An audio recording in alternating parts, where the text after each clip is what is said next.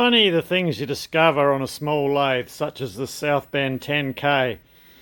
I'm just doing a bit of a clean up on it as I'm going to start using it again. Now, I'll tell you why in a minute.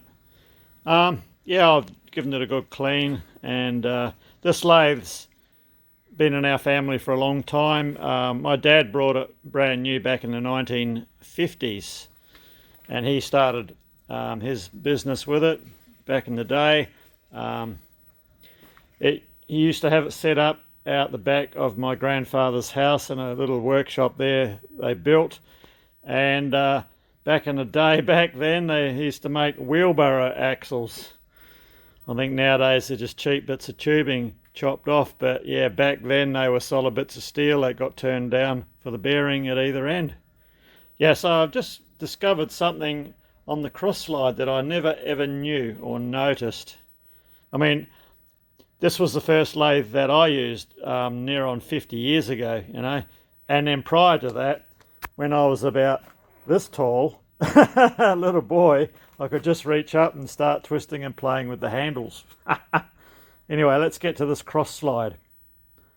So this is a cross slide that my dad made when he was an apprentice at the Post and Telegraph workshops back in New Zealand. So it's a cast iron cross slide. I'm just in the middle of cleaning it all up now. And one thing I cannot ever recall noticing, but maybe I did, was these 4 tapped holes here. And then we've always had this tool post kicking around, and was a bit intrigued by it, but yeah, just never thought a thing about it. I mean, we do have one the same for a rear mount setup on here. That's what these slots are for. But yeah, 4 tapped holes, perfectly line up. That's what that's for.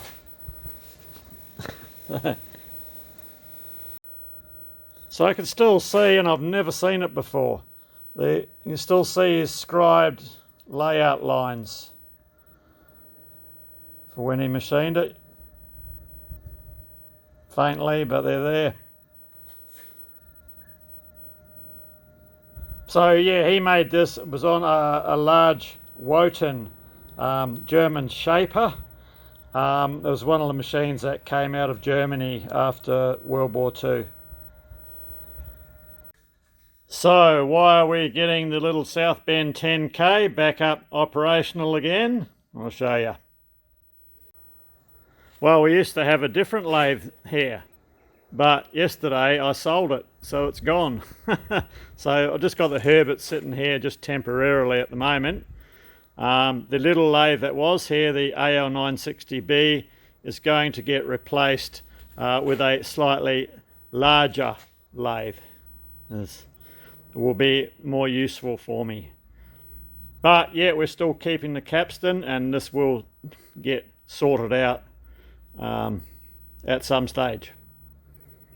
But more details on the replacement machine when it arrives, because as far as I'm concerned, it's not a done deal until it's sitting here in its rightful position. No wonder they called their company Triples.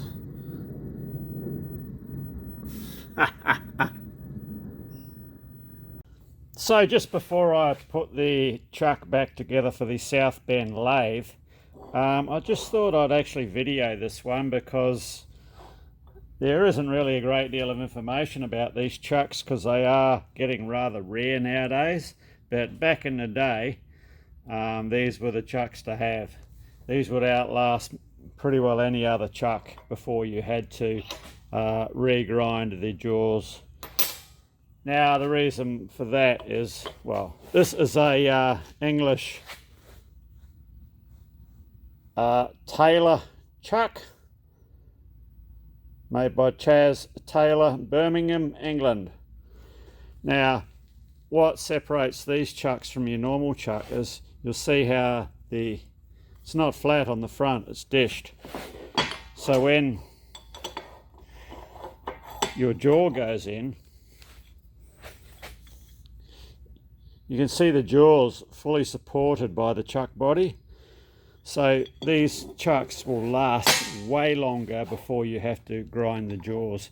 Now this chuck here was new in the 50s, and these jaws have never been ground, and it's done an absolute ton of work. But however now, yes, they do need grinding, but we're not doing that today. I'm just showing you a quick video before I put this back together of the differences inside compared to your normal scroll chuck, regardless of it be a 3-jaw or a 4-jaw concentric scroll type chuck. So yeah, the basic principle is the same, however the inside is completely slightly different. So you still have your gears cut here for your pinions, same as any other chuck.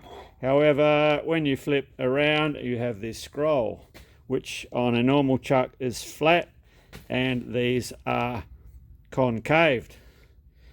So it fits together like that. Very beefy, hardened piece of gear, and like with no wear on it, you know. This is not worn at all after, you know, from the 1950s. Even the pinions, you can still, well, I don't know, the camera won't pick it up. There's no wear at all on these, you know. I can still see the machining marks on them, all, you know, on both sides of the tooth. So in essence, yeah, that's the basics behind the Taylor chuck. Unfortunately, yes, no longer available. The last new brand new ones of these that I saw must have been new old stock that Dad found back in around 1990-ish, somewhere, yeah, in the late 1990s, but that would have been new old stock, I assume. So I just want to, yeah, we'll get this thing together. So normally the way, well, what I do with a lathe chuck is on the exposed scroll side here, I'll spray on a dry lube. There's a few manufacturers of dry lube, whether it be CRC dry lube or Loctite dry lube. It's just a grey lubricant. So I use the dry lube so it doesn't, any chips and crap doesn't stick to it. But I seem to have run out or misplaced my can, so we're just going to put him in with no lube. But we will use grease on the opposite side.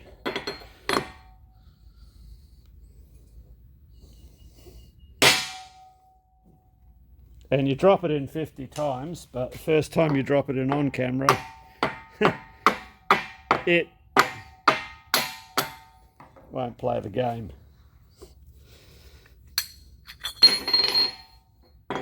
Okay. So I'm just going to put a little bit of grease around the OD.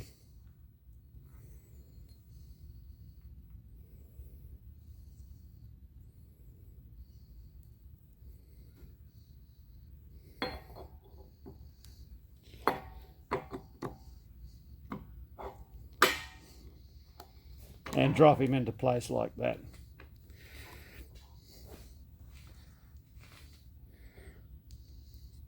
A little bit on the gear teeth and the cutouts for the pinions.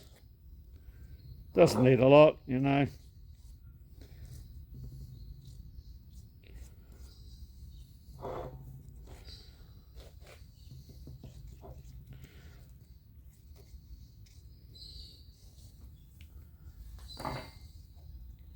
This is an extreme pressure lithium grease. This is the sort of grease they use for heavily loaded bearings. And that horrible grey stuff. Okay, so throughout the disassembly on this, because it's never really been, I think it's only ever been apart once in its entire life. I didn't mix up the locations of the pinions, so just make sure we get this back. So we've got a dowel. This one's opposite the dowel. This one goes that side. This one goes that side.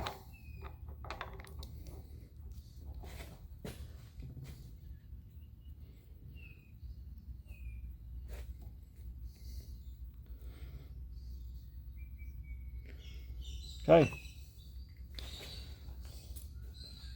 And before we put those pinions in, we're supposed to put these chucks, which is an unusual feature, has this Belleville washer, which goes in. Hang on. Sits in there on top of the scroll gear assembly.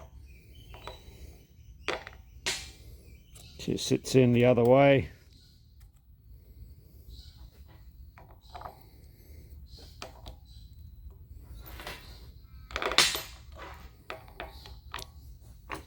Yeah, I don't ever recall seeing this chuck apart. That's not to say I haven't had it apart back when I was an apprentice. Now, another feature on these is the other half of the chuck. It's a fairly substantial casting. The cheap Chinese ones, all the pinions just sit in, and then there's a really thin cast iron plate that bolts on and secures to the center of the hub here.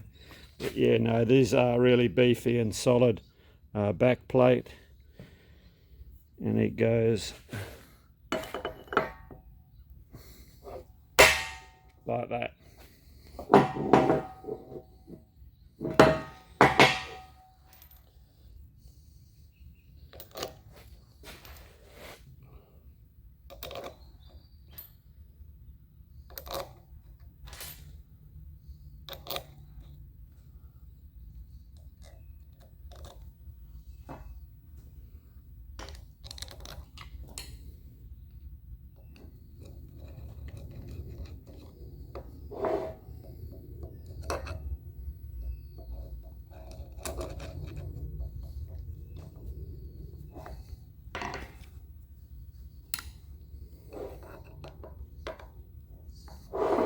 Screws just hold it together when the chuck is not bolted onto the machine.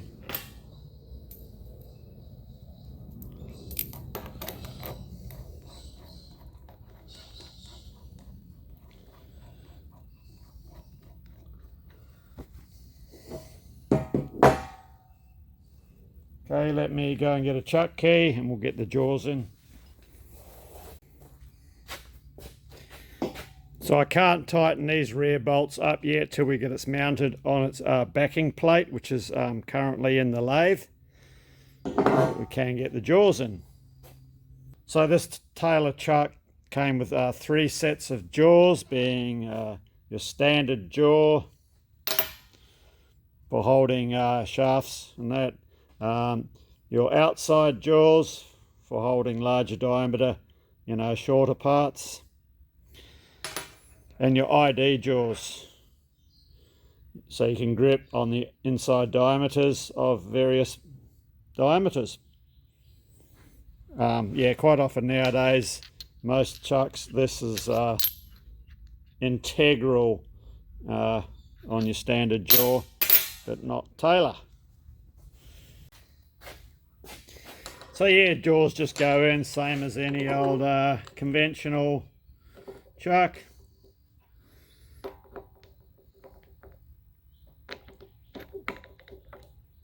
When you get the friggin' things in the right way around.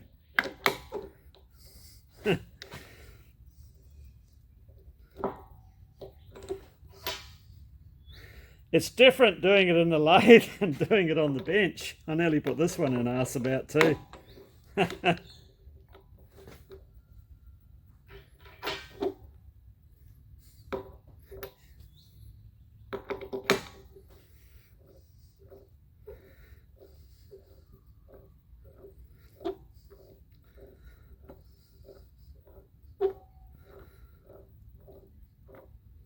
Okay, well, there we have it. That's a brief bow peep inside the bowels of a Taylor lathe chuck.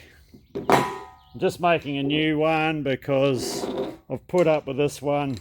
This was knackered when I was a boy and it's even worse now. We've just bodged it, so I've got a piece of steel in the milling machine, so we'll go and put the square on it, and we also need to take a facing cut on the backing plate. So I've put the backing plate on and off a couple of times. I just thought I want to check it for some, and yeah, there's a 5 thou run out here, and it's a repeatable 5 thou run out. Yeah, having taken it off and putting it back on again, so something's happened to it. I do not know what. So we need to take a skim facing cut over the surface where the chuck bolts up. This little Southbend 10K also has this really cool micrometer style carriage stop. Now I'm pretty sure my dad made this when he was at the post and telegraph workshops. He stamped in the graduations on the end here, 50 thousandths of an inch per revolution. Yeah, like he made a lot of tooling for this machine at the post and telegraph, being a government machine shop. Yeah, I guess there's usually a fair few foreign jobs being machined there, but he made a few tool posts for this, for the cross slide and a few other bits and pieces. So, all right, let's get a tool in and get this run out corrected. And so my stock's a 1/4 inch high-speed steel tooling's looking rather dismal, as I don't go through a lot of it, but looks like I'm going to now. Found this piece here, so this will do the job. Little piece of Momax. Oh, no. All right. Okay, bit of Southbend lathe action. It's been a few years.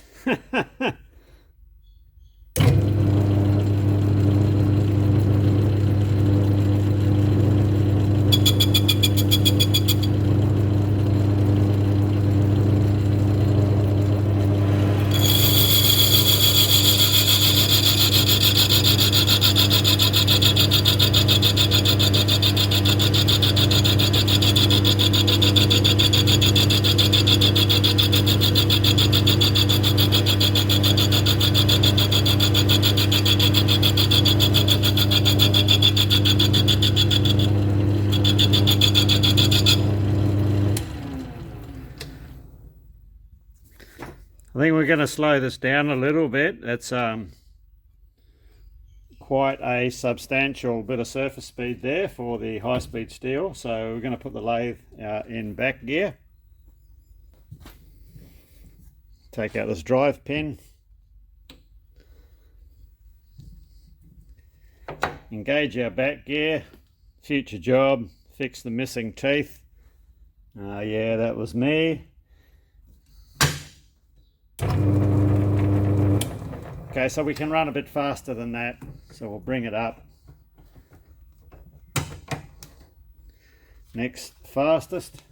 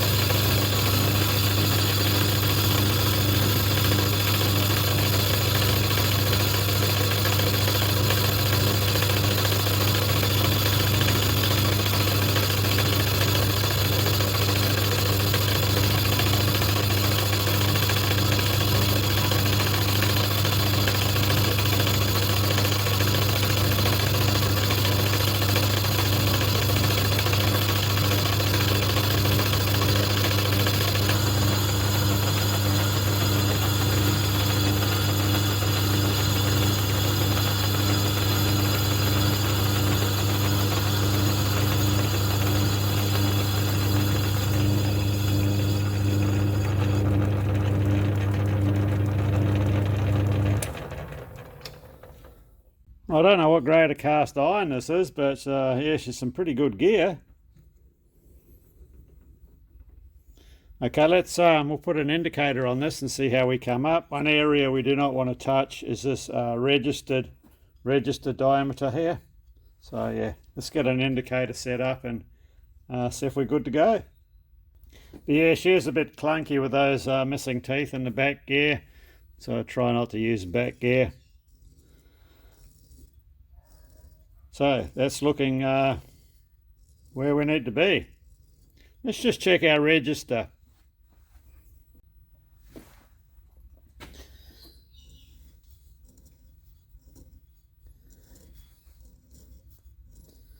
So we've got a good 2.5 thou. Let me adjust that needle.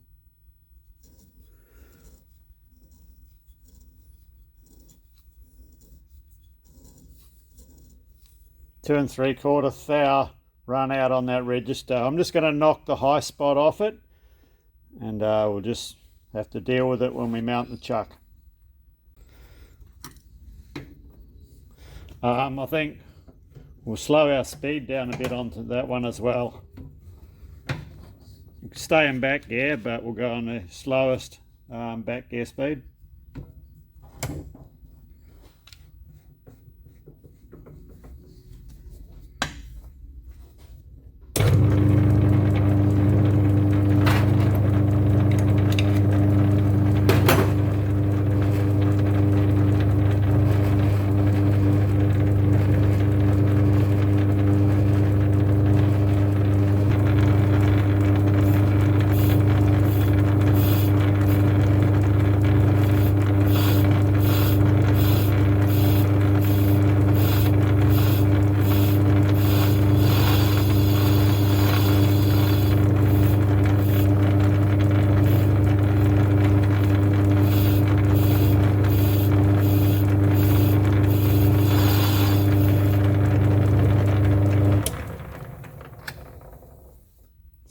Right, I'll go and get the chuck, get it bolted up, and I'll clean all this friggin' cast iron dust off my lovely Southbend, which I've just spent an entire day cleaning. I've got some new way wipers I ordered about 10 years ago too, got to go on. So I've got 1 thou run out on our chuck with a pen in it. Bear in mind too, I did tap that around because these jaws are bell mouth. We'll just check the body. I'd rather, due to the bell mouthing in the jaws, I'd rather the chuck body run true.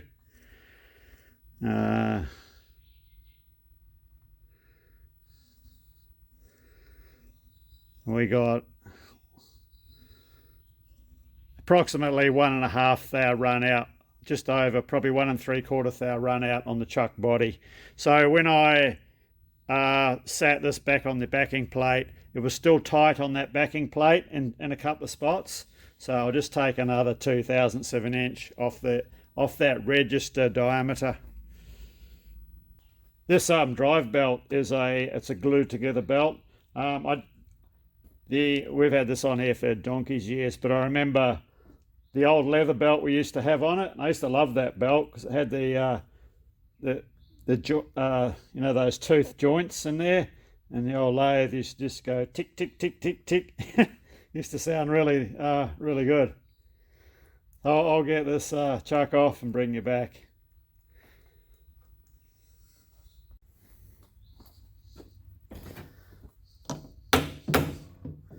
Yeah, she's still a little bit firm on there. Okay.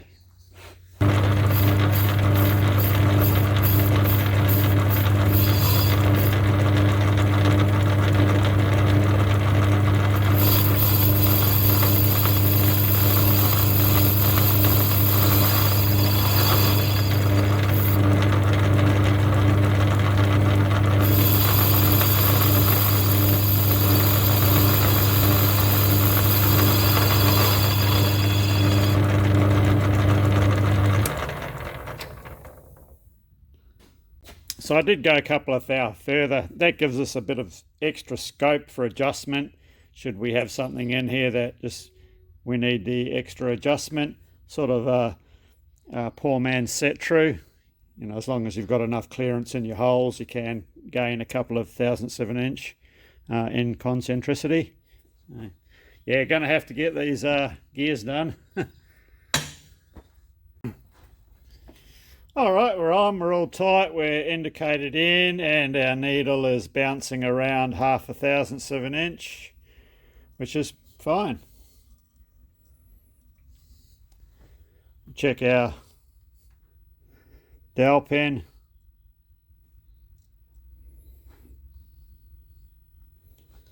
Probably have to tap this around a bit.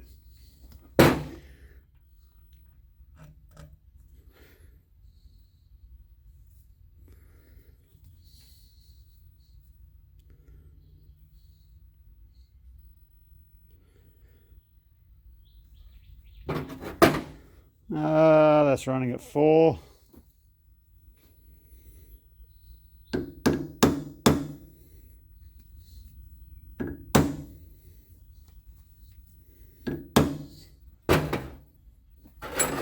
Find my chuck key, which is here. Just slacken this off again.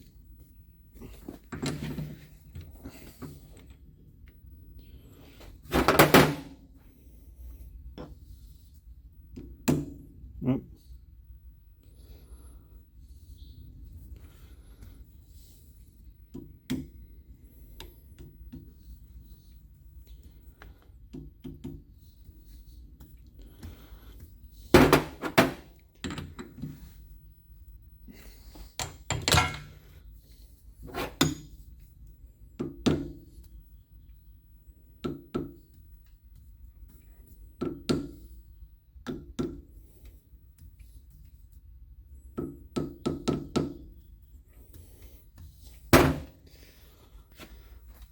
Yeah, it's running fine, near enough for now, half a thou.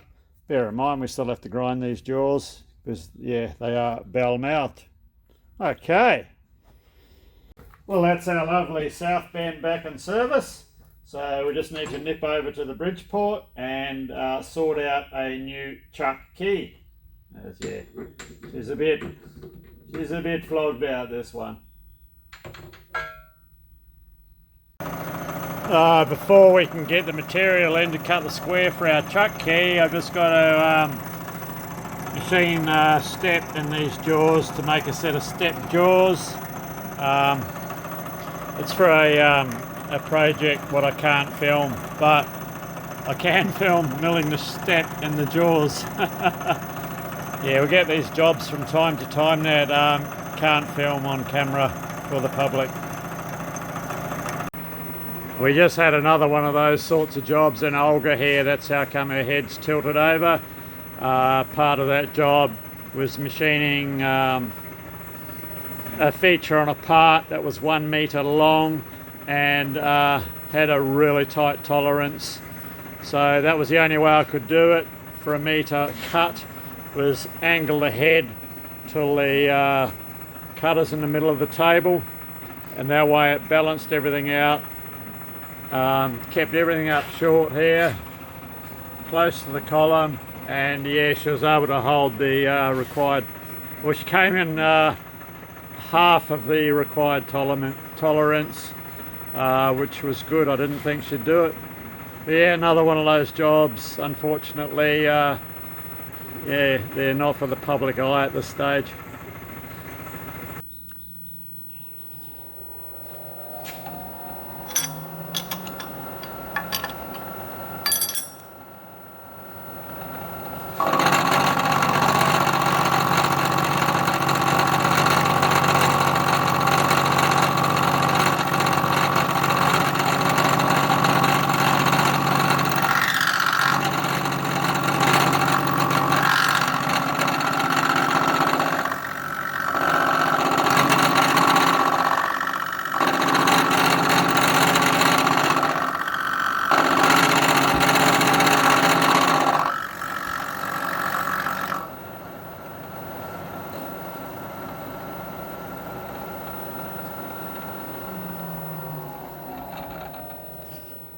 Okay, I'll just unclamp it and roll it around 90 degrees.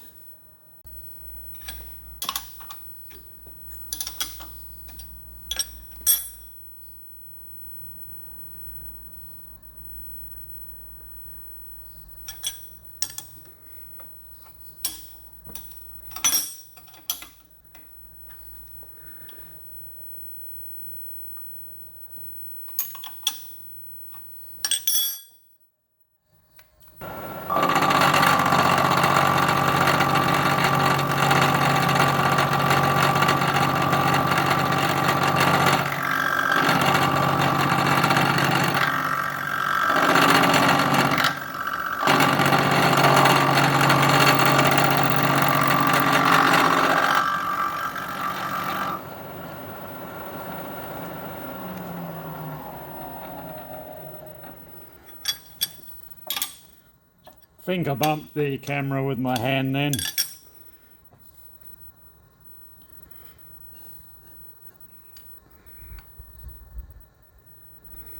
Just check the opposite side.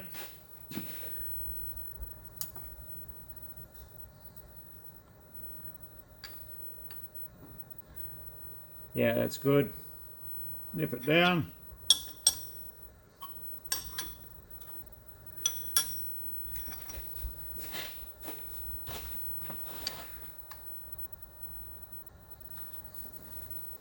Okay.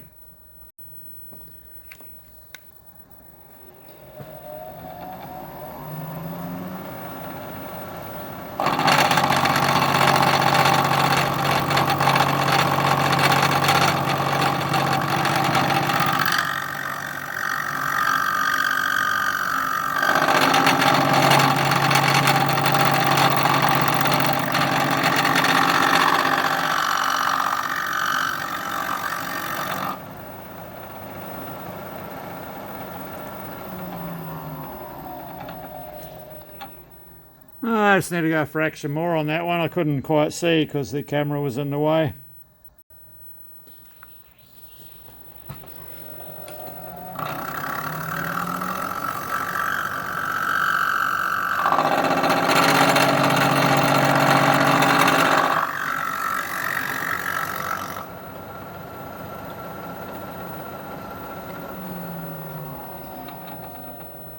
I'm not working to any precise depths or anything like that, so it's just eyeball.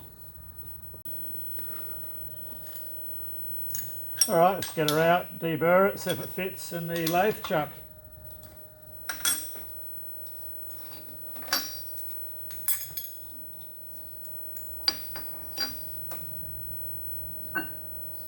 It's just easier to do the square now while I've still got the bulk of the material here.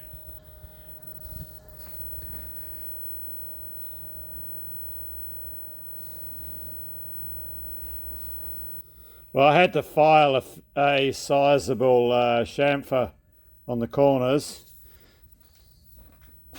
but a nice fit.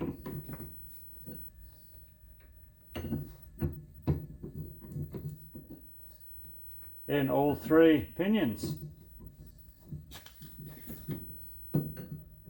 Good depth of engagement as well. Alright, so we'll off to the JFMT and we'll turn this back to size, leave a knob on the end of it for the handle.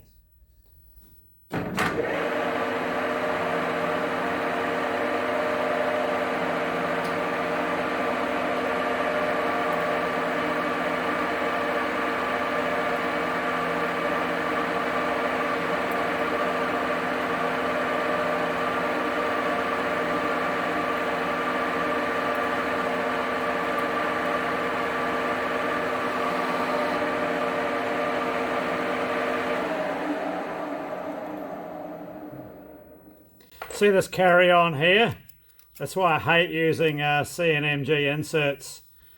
You know, I use them for roughing and certain things, but yeah, they're just a real prick of a thing for trapping chips. I've got a large boring bar and it does the same thing.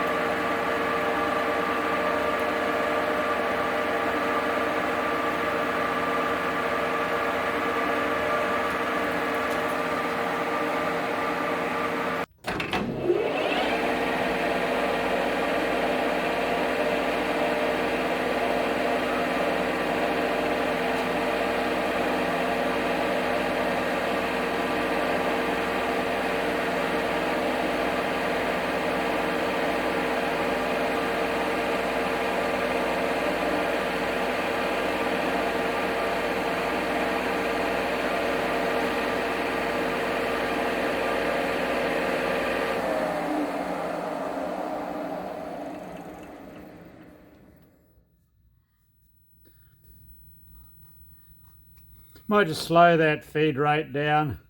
See, this insert has got a little bit of... I'll change this insert, I'll put a new insert in and slow our feed rate down.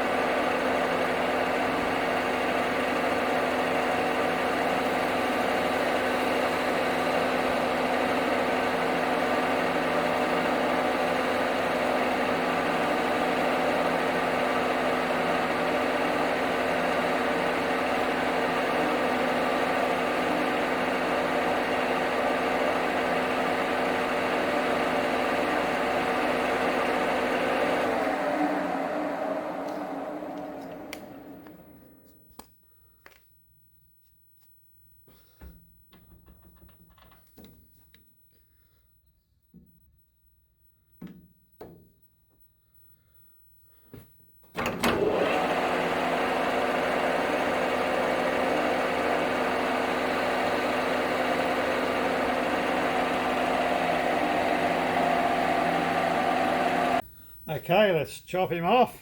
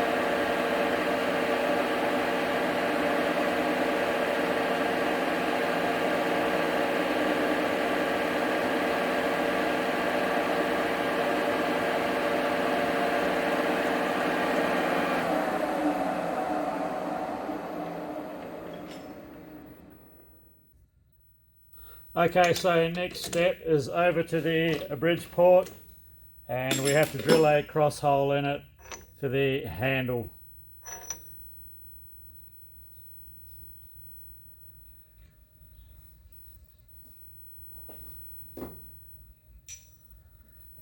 So this is the chuck key that we are copying. Okay.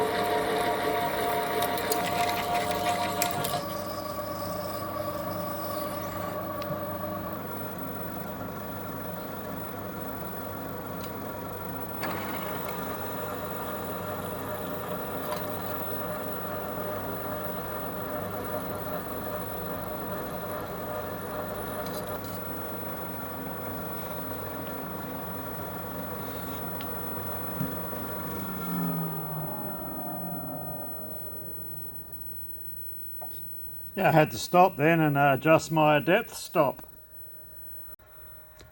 Yeah, I hadn't realised it was still set quite high for something else. Right, I'm not sure what size this is, but it's a weird size, like 0.525-ish inches. So that's just what this reamer is. So at least we've got something now, as we have to turn down a piece for the handle. Not too bad a finish. It's actually a carbide tip reamer. I thought it was just had a bit of a weird grind on the end of it. The measures are, yeah, 17/32. So yeah, 17/32 hole in there. So one day in 50 years time, someone will be making a new chuck key for the Southbend lathe and they'll copy this and go, yeah, righto. But it will do, because the only material I've got is for the handle is 16mm, so we're just going to turn that down. So the centre section is a press fit in here. Yeah, so that reamer, it's a Hannibal. It's a weird numbers on it. 4 1/32, 7-07. Be a special one for something. It's very well made. Very nice grinding on the end too. So this piece of material we have chucked up in the Southbend will form our handle. So we'll turn it down, but we'll leave the centre slightly bigger to suit that Mickey Mouse hole size that we just reamed in there.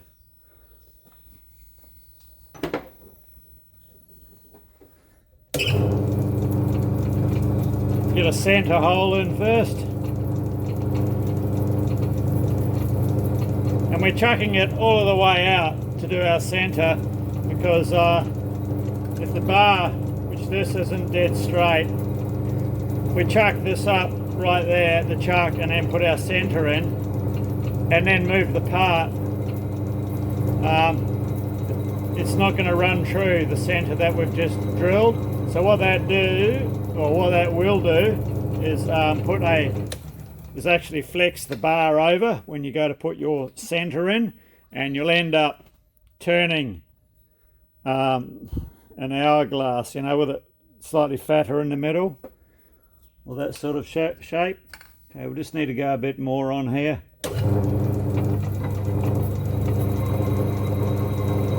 And this centre drill is about ready for the knacker's yard.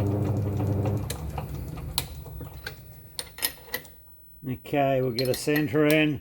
We'll put a dead centre in. All right, so we're all set up now. We've got our dead centre in at the tailstock. Bit of oil on it. Just the old common round nose tool in there.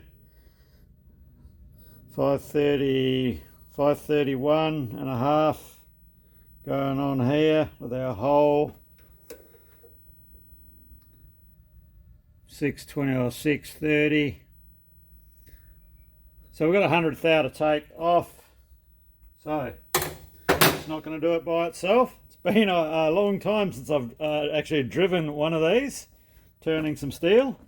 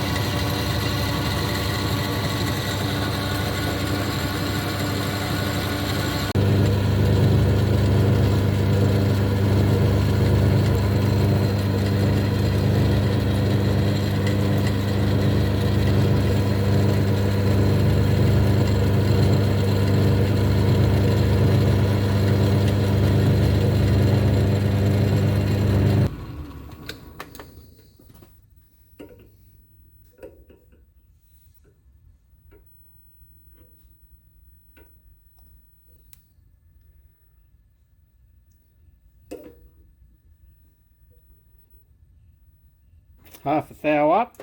I'm only filing very gently.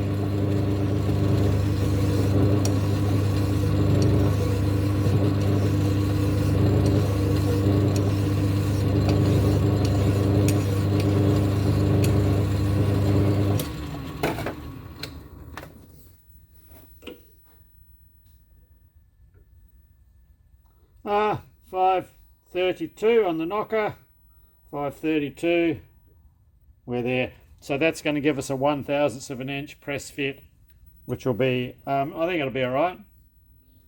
Okay, so the next thing that we have to do, we do have to give this a final polish. We do need to radius the ends. We'll radius the ends last, but now we're going to enter into the territory of every Southbend and small lathe owner's worst nightmare. We are going to part this off with a parting tool. All right, let's get this parted off, and we're using our rear tool post with a tool in upside down. Fingers crossed.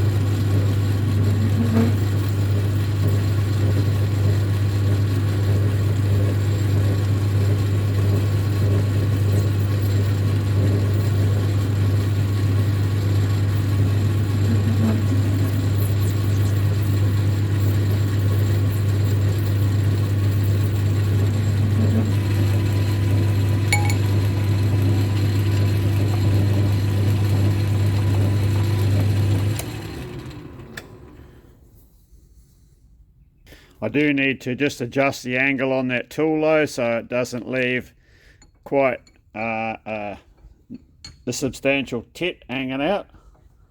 Yeah, done well.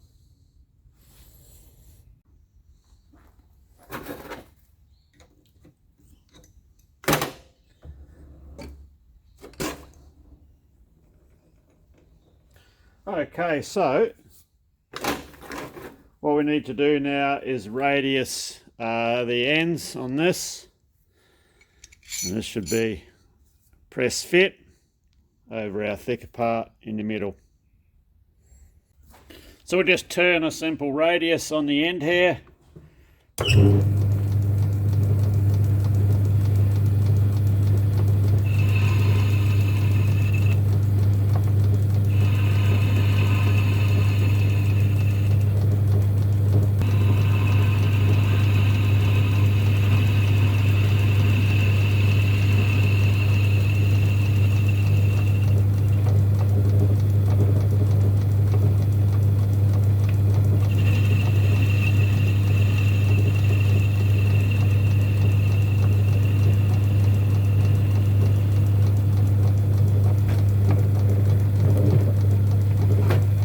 Dress that up with a file.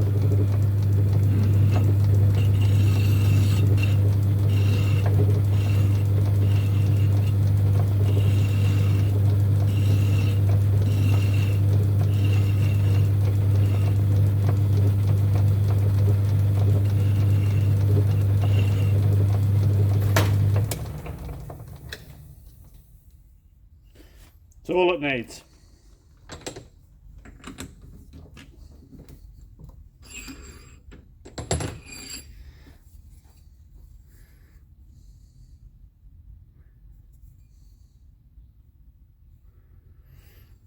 Okay, so I'll go over and just give this a polish up on my Scotch-Brite wheel, and then we can get it pressed into the other part.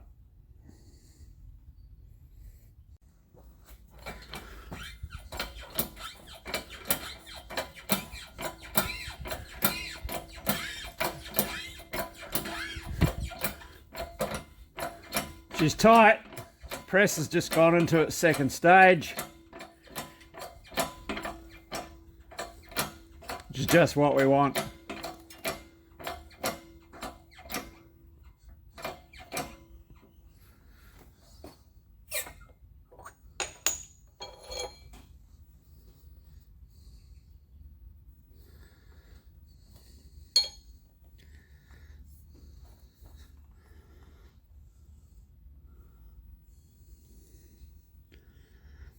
Right, so that's our completed chuck key.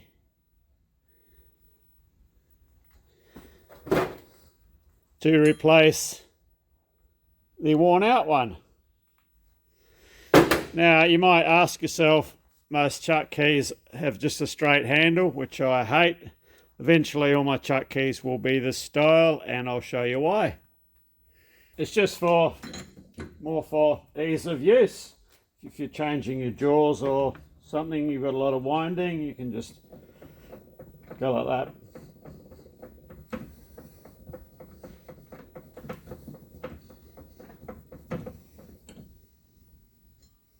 Fits in the hand well too when they're bent like that. Okay. Well, okay, I think we'll bring this one to a close here. Honestly, I had no real intention of making a Southbend lathe video, but you know, when we already had the Taylor chuck pulled apart, yeah, I'll get this on film because it's something and not a great deal of people, you know, not everybody's seen these Taylor chucks in a bit more detail like that, and so it just grew into a video. Yeah, just so anyway, we needed to get the Southbend activated, yeah, to fill the gap, being how the other lathe is missing, and it's always been a great little lathe for small things. Back a lot of years ago when I brought the other lathe, that was purely because the scrap metal I was getting, or the free materials. It's always like 4140 or materials like that. In the industries, you know, worked in, you know, mild steel that's round is a rarity. Everything's hard. So yeah, it started getting a bit much for this machine, so things got bigger and bigger, so that's why I had to get the other lathe, and yada yada yada. Then got another bigger lathe, and and its replacement lathe is a lot bigger than what it was. So anyway, you get the general idea. So yeah, so she's brought back to life. So for another well. Anyway, this is a machine that I will never ever sell this machine, being it's ties to our family. So there you go. So cheers, thanks for watching, and yeah, hopefully see you in the next video where we'll be working on something else. Cheers.